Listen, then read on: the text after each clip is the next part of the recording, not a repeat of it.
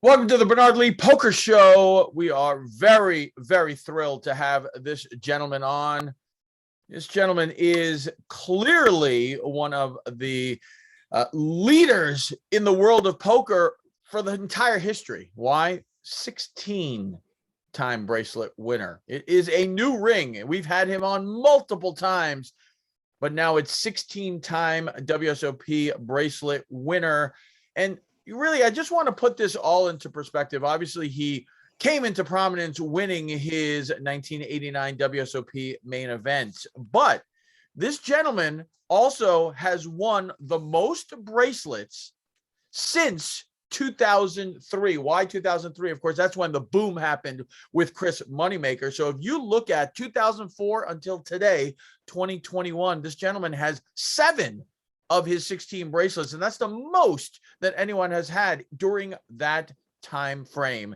He had an incredible start to the 2021 WSOP series and is also one of the leaders for the Player of the Year. We'll talk more about that as well, but congratulations and welcome back to the show once again, Phil Hellmuth. Phil, thanks for joining us here on the Bernard Lee Poker Show. Yeah, it was a pretty cool start.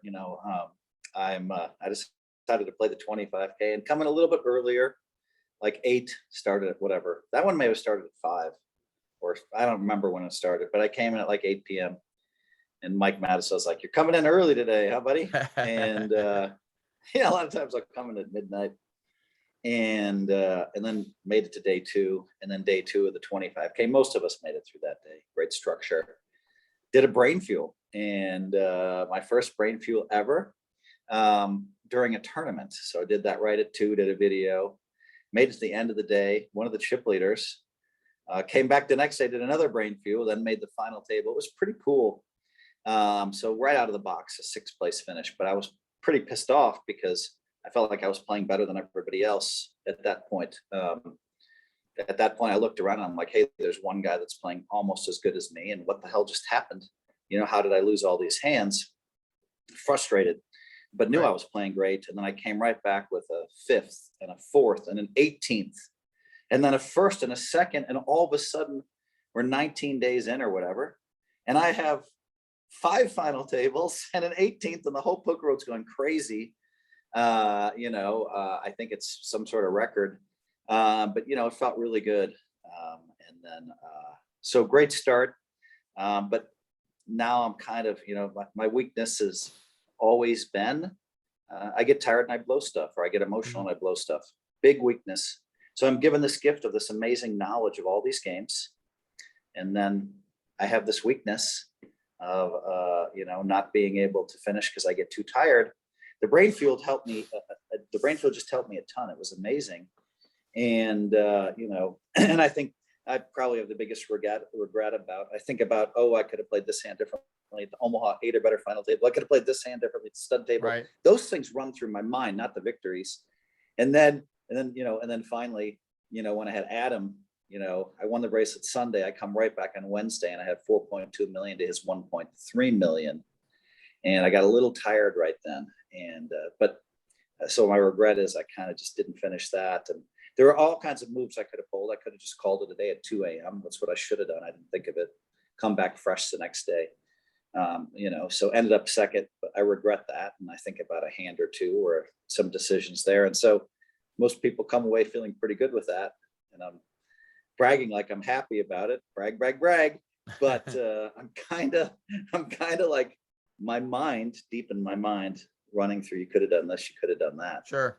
Well, it's what we talk a lot about in poker. Unfortunately, it's congratulations, right? Like it's unfortunate. Every time you make a final table, it almost hurts more. Yes, you get close, and every once in a while you'll have somebody. I texted somebody, congratulations, I'm sorry you finished runner up, but they said, hey, listen, I came in short stack, so to make it to 2nd was great. So you have those people, but overall, when you make that final table, you get that close and you taste it. I've felt it a few times already at the series, and it's just horrible to have that feeling. So I understand. Yeah, Bernard, you're like me. Not everybody understands this stuff. you finish runner up, it's the worst spot. I just think that's the worst. I finished runner up a few years ago. It's the worst spot. Like I still think about it constantly. And so fourth, you just feel like you just feel like it's horrible coming in.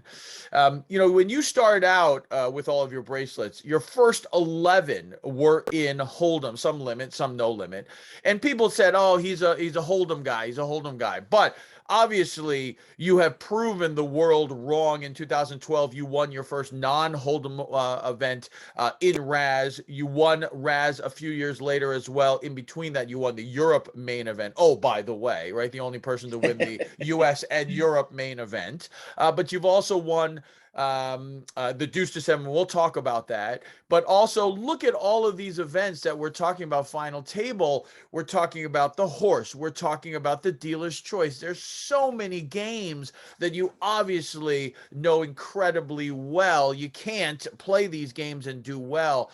Just a kind of question for you, like, what do you feel like is your best few games? I'll even let you say No Limit Hold'em if that's the case, but what do you feel like are your best few games, as you play so many of these? I mean, I thought it was No Limit Hold'em until this series. Let me tell you something. It's actually I have this weird kind of record nobody's paying attention to or knows, but if you go back 15 tournaments, starting in Rosvedov, real world tournaments, and then coming into the World Series of Poker, I had a third and a second in 2 horse tournaments over there. Okay. Yeah. And then the very first horse tournament here, I finished 6th, and then a 5th, and then a 4th. So that's a 6th, 5th, 4th, 3rd, 2nd, and then a 1st and a 2nd in 15 events. It's just unheard of. No one's ever done that before. No one's been close to that before. Now, I think somebody, there's a lot of people out there finding a way to try to discredit that. That one's a hard one to discredit. So, but it was all different disciplines, all different games. It's unexplainable. I think that I'm ready to win some Omaha 8 or better bracelets. I know I am. I have the game for that. I'm finally ready to win some stud tournaments. I played great, but I made a mistake late that 2 hands I didn't have to play. And so it just feels like I can get there any day, any game. The Deuce to 7 is a bracelet that I've wanted since the 1980s. All the cool kids, Chip and Doyle and Billy Baxter and Dickie Carson and all these guys, man, they came out, Lyle Berman, they all the cool kids, right? I mean, they're all in their 50s and I'm like 23. And I'm like, I want this bracelet so bad. And then I got Billy Baxter heads up in 93. He's drawing. I have like a Pat 10 and he's drawing. And if he just misses, I have the bracelet. And, that makes me like 30%, And he said, well, a 4 across would be nice because he had an 8 draw. He's like, Phil, it's a 4 across. And I'm like, fuck, that means a 9 or a 10. So he makes it and I don't get the bracelet. Then I play Jawanda heads up for a Deuce to 7 bracelet. And I lose that. I've always wanted that bracelet. So that is one nice check, is to win the Deuce to 7 bracelet. I'm with you 100%. For me, that's the one. I've personally sat with Billy for hours talking about the game.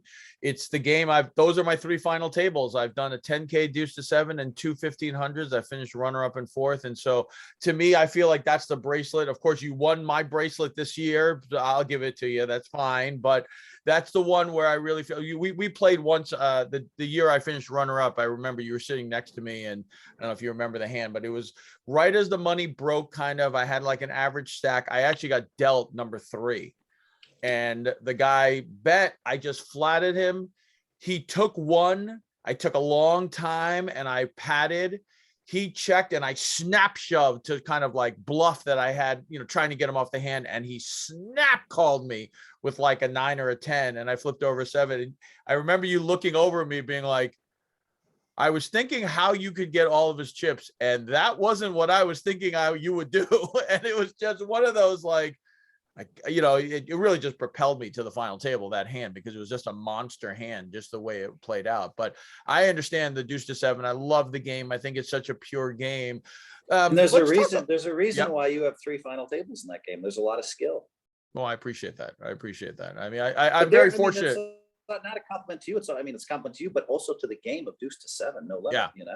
Yeah. Man, when you're playing that game well, wow. I mean, it's just like, it's just so much skill. 2 betting rounds, and you have to make great lay downs and great calls. Right. I mean, it's pure poker. I'm with you. Yeah. And like I said, I've been very fortunate that I've literally been sat down. I not only did I interview Billy, but Billy was so kind to sit down with me on a couple of occasions to really kind of go through it. And I was fortunate that he played with me on full day one of 1500.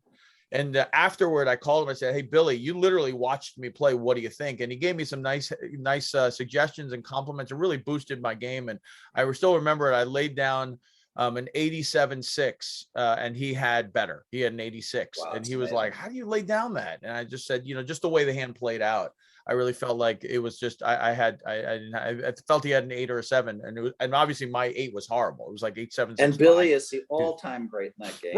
Right. Well, that obviously had to do something with, I mean, it could have been very, polarized. He could have been completely bluffing me, but thankfully I was right. When he flipped over the 8.6, I was like, damn, that's right. So, but let's talk a little bit about deuce to 7. I've been talking with a lot of WSOP bracelet winners this summer, and we've talked a lot about their game that they won. So, I have done this many times on the show. For the people who are loyal listeners to my show, everyone knows that deuce to 7 is the game that I talk about, I profess, I love it. I travel across the country. I've literally flown to LA to play in the LAPC just to deuce to 7. That was it. I literally went over there, played that, maybe one other event, and flew all the way back to Boston. So I love deuce to 7. So I'd love to kind of get your thoughts about deuce to 7. And for people who are listening, they've heard me say a lot about it, but obviously it'd be great to hear the 16-time WSOP bracelet winner talk about deuce to 7 too. What are a couple of pieces of advice for people who, they only see no limit in front of it and go, "I'll play that," so what piece of advice would you say to players who are considering playing it? And to me, I said this to somebody previously. I said, Phil Hellmuth winning the deuce to 7 no limit tournament is a huge boost for the game, because now more eyes are going to be on it, right? Like, God willing, I ever win it, I'm not going to have the influence. You have the influence to be like, "Oh, wow, Phil won this event. What's this event?" And then they're going to look it up and kind of talk about it. And, I'd love for them to understand why this game is so great. I also have said to Jack Effel, he should make a half no limit hold'em, half deuce to 7 seven-handed event. Wouldn't that be phenomenal? I think that would get literally increase the deuce to 7 field by 25 to 50% the next year, just that alone. Seven-handed, deuce to 7, no limit, hold'em, no limit, back and forth. I think he did make it a big bet game where he added PLO. I get it, but that to me doesn't get the random people, because there are going to be people who are scared of PLO. There are no one who's afraid of no limit hold'em, because that's the game that everyone plays. You're talking 90% of the population in poker. Now just add deuce to 7. I think a lot of people are like, "I'll give that a shot. Why not?" And I think that would be a phenomenal game. But anyway, Jack hasn't done it. So, but yeah, let's go back to that. What piece of advice would you give players who are starting out deuce to 7? What would you say to them to kind of help them acclimate to the game? Well, I mean, I think it's a game where a lot of the top pros are moving in. They get a 7 draw, so it has to have a deuce and a 7 in. So they might have a 7-6-5 deuce, and they're re-raising all in on draws like that, playing big pots. And that's weird. That might not be my style as much, but there are times, obviously, you have to do that. I saw people, calling off insane amounts of chips with the deuce 4, 6, 7 draw, and then hitting it, and they were against a 10, right? And then they'd hit a 10, and they make a better 10 or a 9. But to me, like the biggest advice I would give people is to pay attention to whether people are strong or weak. Mm-hmm. So I folded like a 9-8 draw a couple of times because I thought somebody was really strong. Even folded a 10 draw in the big blind, which most people would just call there and try to make a 10 and try to check call. And then I re-raised somebody with a 10 draw one time, mm-hmm. because I just thought he was weak. I was wrong. He actually was strong that time, but most of the time I'm right. Right. And so there are times too where I'm in the big blind and the button raises and I'm like, okay, I'm feeling weakness. I'm going to re-raise, even though I'm drawing 2. Right. Yeah. Most of the time I'll just call and draw 2 there, right? A good 2-card draw. I remember re-raising a guy and I had deuce 4, 7, and he called. And then I looked and I hit a 9 and a 6. Oh. And he drew 1. and I made a big bet, and that was a big pot for me, you Yeah. know, so I was lucky actually to hit that hand. But, you know, I mean, we play, you know, that game you play, you know, 2 10-hour days and, you know, almost 3 10-hour days, you play a lot of hands. But, you know, for me, I'm looking for places to raise with a reasonable hand to re-raise somebody. And then my mistake in the 10K, you know, I'm kind of pissed off because I wanted that 10K bracelet. I could have come right back with it. I was fresh enough to win. And they said, there's exactly one rebuy. And Mike's like, that means Mike the Mouth, who, you know, is brilliant. And we talk about poker, and he's the reason I'm world class in so many games. It's because of him. And so, you know, but he's like, oh, there's one rebuy. That means you can move in on a draw. And I thought, that's just not my style. But I did exactly that in a very weird spot. And then I had to rebuy, and then lost those chips through I just didn't win a hand for a long time. And so I was very frustrated. I'm like, what the fuck did you do? You know, you have to, you know, and then I did the similar thing in another one rebuy tournament. And I don't win tournaments by gambling and taking chances. It could have paid off. And I remember the hand someone raised who was an amateur. I smooth called with a 8-6 deuce 4 hand, deuce 3 6-8. And the small blind. And then because I know that, you know, Chris Fitch is super aggressive. And of course he re-raised, and this guy called. So I just moved in for my like 68,000. We started with like 60, I think. And then Chris folded, and this guy called with deuce 3 4 5 jack. I'm not even sure it's a call against me. But, you know, I mean, but you know, because if I'm Patty's dead. I was gonna say he has position on you, or he has position. Yeah, it's okay. okay. Yeah, so he it's has not a a check. bad. It's not a bad call. It's early. Plus, he had a lot of chips. Right. And I drew, and I just hit a king. And I thought, wow, I had a queen was my other card. I could have wrapped Pat one with a queen, but anyway, you know, and so that one. So that's an example where I think I made a mistake. I could have just called the 10,000 and still had 58 left.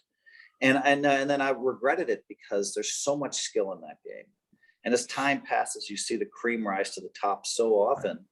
It's like when I bust out of a Raz tournament, I'm just so bummed out because I see the great players always rise in that tournament. And then most people think Raz is pure luck, and they whine about Raz is all luck. Mike's like, Raz is the luckiest game ever. You think you're good at Raz? And I'm like, well, I'm the all-time great in Raz. Yeah, I have 2 bracelets in a 2nd, a 5th, and a 13th. What, you think I'm just fucking lucky? Yeah, I think you're lucky. Okay, Mike. So, but anyway, so I mean, that was an example of a mistake I made. Was getting involved with, you know, in a rebuy tournament. I think I just need to play my game and stick to my game. But to come back to your question, look for a really good hand and a chance to re-raise somebody and pick up the chips without having to draw. Right. What about, you know, it's basic, but it's still for people who don't know how important position is. We just kind of alluded to that, if you were in position or not. We talk about so much in No Limit Hold'em, but to me, it's just it's exponentially more important in deuce to 7 because I relate it to blackjack, right? Like the blackjack dealer, why does he have so much of an advantage? Is because if you bust, it doesn't matter what he does. And that matters so much in deuce to 7. You draw, then I know what I have to do. You don't draw, now I get, you know, so position is so important. Do you agree? And what are your thoughts on that? Yeah, position's super important. And, you know, and I remember I don't win this tournament if I don't do something which I think is a little looser than I would normally do. It was raised, I re-raised, and the guy moved in, and I had a 4 5 6 8 10. And I called. This is day one of the one I won. And so often I'll just break that hand. I mean, I hate breaking to it, but if he's wrapping Pat in front of me, like it went raise, re-raise, and then he moved on. It was like the 4th bet. And he wrapped Pat, and I always break that hand. And some little voice in my head was saying, you have to go with this, you have to go with this, you have to go with this. Yeah. And I patted behind him, and I was like sick to my stomach. And he's like, you got it. Or he said like a bad 10 or something. And I rolled it over. But I mean, it's just like, that's the thing about that tournament. One hand. If I break that hand, maybe I miss and I'm out. Yeah. And so, you know, you talk about not being able to make one mistake, and to come back to your point. And that's where, you know, if you have like the deuce 3 4 7 10, and someone's put in a mountain of chips, it's gone raise, re-raise, that's one you can go with because we have in position because it's called a convertible. Right. And so right. if the guy wraps Pat in front of you, you can draw. Right. And you're drawing to a perfect, right? So yep. And if he draws, you can just wrap Pat and you're 30% favorite or something. Right. So that's where I always talk about convertibles and having hands in position that you can either stay pat with or convert to a draw. Right. And it's such a huge thing. And also being in position at that point, right, too. Now, not only do you see if they took a card, but now you can see what they're going to do betting wise too. And because it's only that one round, you aren't in that jeopardy. Whereas at No Limit Hold'em, that on the turn, when they make a big bet, the odds are they're going to just move in on the river. So it's not just for that one bet, it's for your entire stack.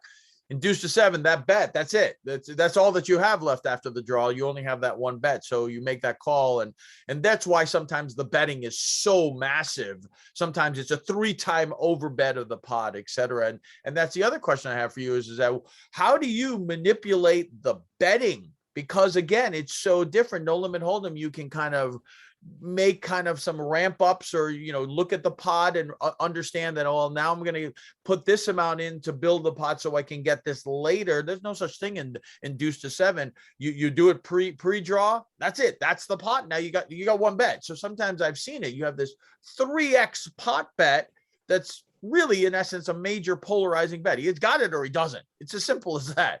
And, you're sitting there with a, 9-7. If he doesn't, you've got him. If he does, you lose. It's a middling-ish kind of hand. What do you kind of try to do manipulating wise, betting wise? Because obviously that's such a massive part of this game, because when you need to get chips, you got to get them, and then when you want to get somebody off of the hand, you got to do it as well. So kind of what's your thoughts about the betting of deuce to seven? Well, I think, for me, there's two things. One is being able to pick off other people's bluffs. Now I'm a master at that. Now, when I'm at the table and I'm in full form, when I'm running deep every day, people are afraid of me. It's a huge advantage for me because they don't bluff me as often, right? And I'm almost wishing they do bluff. I'm like, all right, I know you paired. Please fire. And they check. Right. And I'm like, I have a 10. They're like, that's good. And I'm like, I know you paired. Why didn't you fire? And so, but that's a huge advantage. Because my chips aren't as risk as often, right? So I just think that, the fact that people respect greatness and great reads makes it a lot easier on me in some of these situations. Right. So that's number one. And then numbers, but that's all around making great reads. And then, the bluffing aspect of the game. I probably didn't bluff as much as I should have or needed to when I was down there. Sometimes I'd just be like, all right, this guy's a calling station. Oh, I paired 10s. I'm going to check right behind him. And then I'd check and he'd say jack. And I'd say, that's good. And I'd show the 10s sometimes too. Oh, maybe I was supposed to bet this. Laugh. Ha, ha, ha, ha, ha. And so, and then if I do, I think in that tournament, I know in that tournament, I drew to the deuce, 4, 5, 7. Mm-hmm. I called a bet and a rep quarter raised it. Okay. And I called a double and I looked at the card. It was a 3 across. That means it's a 6, a 7, or an 8. Right. And I said, I'm 2-1 favorite. If I don't go for it here, I might as well just go home. Mm-hmm. So he had made some massive raise. I made some massive 400K bet or something. And he studied for a while. He drew 1-2 and he studied for a while and he folded. I never looked. And he's you probably paired and bluffed me. I folded a 10. And I never told him, and this is the first time I've said it out loud, that that's what I had. Maybe I told Mike the Mouth that. Right. And you still don't know. You still don't know. Right. No. Right. I remember playing the pot. Why look? Why? It doesn't matter. You got the pot. Yeah. It's like looking at your big blind when everyone folds to you. Well, what's the advantage? So you see aces. That's going to make you sick to your stomach. Like whatever. If I look and it's a 7, I'm not going to show him anyway that I bluffed him because rep's so dangerous. So I probably made it. I was 2-1 favorite to make it, but I was just happy he folded. Just so the listeners understand, because this is a very deuce to 7 thing. A lot of players will put the cards horizontally and slide them up and see how many across. And when Phil just said that there's 3 across, there's 3 cards in the deck that have 3 things across: the 6, the 7, the 8. If you don't understand me, try it with cards. So you just pull it up and you'll see 3 across. Since Phil did not have a 6 or an 8 and he only had a 7, that means that he was 2-1 favorite to actually get a 6 or an 8 if he got a 7 he paired. Based off of that, he made the bet. He actually doesn't know what his hand is. It's very common.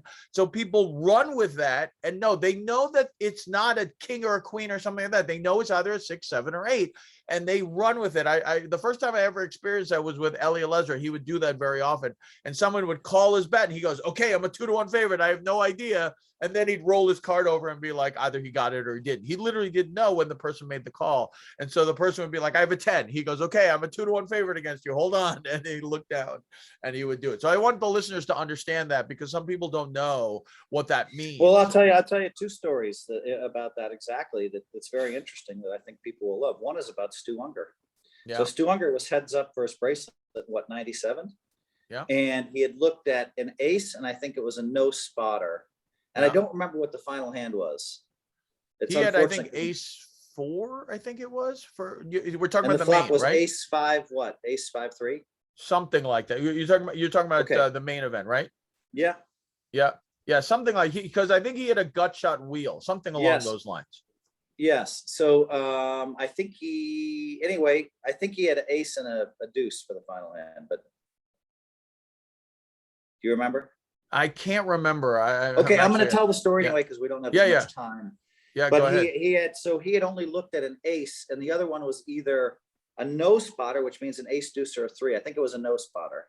Yeah. Because I asked him years later, I said, "Oh, you had a year or 2 later." I said, "Oh, you didn't look." He's like, "How did you know that?" Like he was shocked or something. Yeah. And I'm like, "Well, because I do the same thing." So I think the flop came, say, ace 3-5, and he moved in. All right, Stu moved in. Say he had ace 4, ace 5, and it came ace 3-5. He looked at the ace, and the other one was a 4 or 5. Got it? Yeah. And so he moved in because there's a 50% chance he has top 2. There's a 50% chance he has aces with a straight draw. Now he got called by like ace 8 or ace 9. Right. And it turned out his other card was a 4, which was a bad result. And then they turned a 5. So now he can only win the hand with a deuce for the world championship. Right. And it came a deuce. But I said, "Oh, you moved in because you didn't know if it was a 4 or 5. He started laughing. He's like, "How did you know that? You're too smart." And so that's one story. The other story is Chip Reese and I played a pot where I had deuce 3, 5, 7.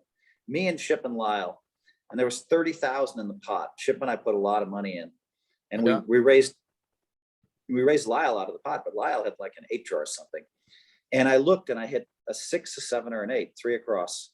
And excuse me, I think, dude, there had to be more money than that. It had to be like 50K, or more. I think we had 70,000 in the pot. So I didn't look, and I bet $100,000. And Chip studied for a little while and folded. And I never looked at that card. And that was a massive pot for me, because you're talking about, we're playing in the 90s, for God's sakes. And I was playing much higher than I should be playing. But it was funny because Lyle asked, and I said, "Lyle, I'll let you look at the card if you never tell me what it is." Yeah. And he said, and I said, "If you promise me, but if you do, I'm quitting, and I'm going to be mad at you for a year." He said, "Okay." Yeah. So he looked at the card, so he knows if I made it or not.